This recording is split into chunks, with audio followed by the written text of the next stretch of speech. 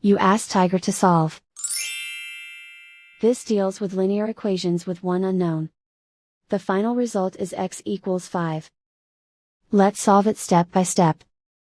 Group all x terms on the left side of the equation. Subtract 4x from both sides. Simplify the arithmetic. Group like terms. Simplify the arithmetic. Isolate the x. Divide both sides by 2.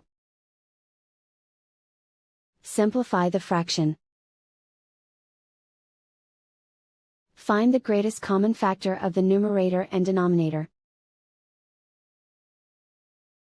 Factor out and cancel the greatest common factor. And so the final result is x equals 5.